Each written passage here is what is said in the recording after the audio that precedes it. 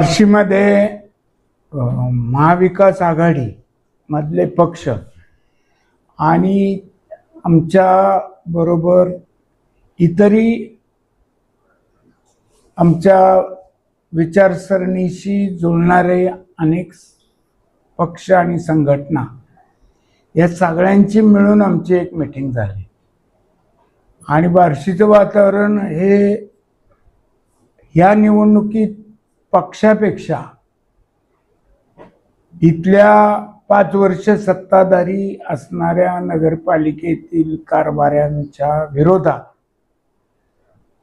एक वातावरण आणि त्यामुळं पक्षाच्या सीमा ओलांडून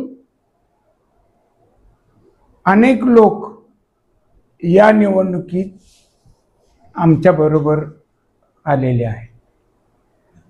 त्यामुळं आम्ही या निवडणुकीत पक्षांनी द्वेष न ठेवता या निवडणुकीला केवळ या नगरपालिकेचा कारभार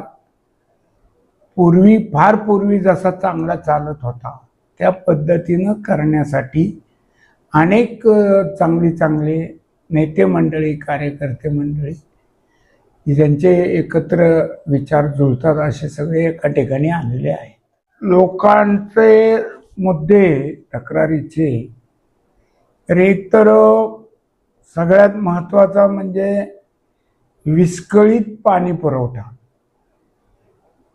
म्हणजे धरणात पाणी आहे असं एकही वर्ष नाही की धरण मायनस मध्ये गेल्यामुळं पाणी पुरवठा झाला नाही असं कारणच नाही। फक्त यांना वितरण व्यवस्थाच गेली 8-9 वर्ष जमलेली नाही। मी पाणी पुरवठा मंत्री असताना ह्या गावाच्या वितरण व्यवस्थेसाठी जवळपास 60 कोटी रुपयाचा निधी हा दिलेला आहे आणि त्याच्यातून परत 5 वर्ष यांच्याही कारकिर्दीत ती कामं ही चालू होती। परंतु आणि त्याच्याही आधी आम्ही या गावामध्ये पाणी साठा साठी ज्या उंच टाक्या आहेत त्या मोठ्या प्रमाणात बांधल्या गेलेल्या आहेत। या 5 वर्षात तर त्यांच्याकडून एक सुद्धा टाकी बांधलेली उदाहरण नाही। पण एवढ्या सगळ्या टाक्या, पाणी, पाईपलाईन दिलेल्या असताना सुद्धा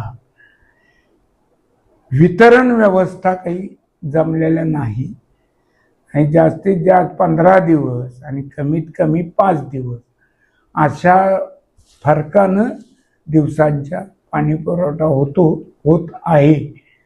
हा सगळ्यात मोठा लोकांच्या नाराजीचा मुद्दा आहे। अर्धा ही नेहमीच इथं आहे आणि कुणी मुख्यमंत्र्यांच्या जवळ आहे म्हणून काही करायचं लायसन आहे असं नसतं हे लोकांना माहिती आहे।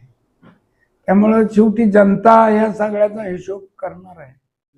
त्या बाबतीत अजून आमचा आता वरिष्ठ पातळीवरचे काही निर्णय होतील पण आमच्या इथं आम्ही सगळ्यांनी मिळून एकत्र लढायचं एवढं ठरवलं आहे। त्यात अनेक भाजपमधल्या सुद्धा लोकांचा आतून आम्हाला पाठिंबा आहे, अनेक आहेत। म्हणजे असा पक्ष भिनवेश सोडून आमच्या बरोबर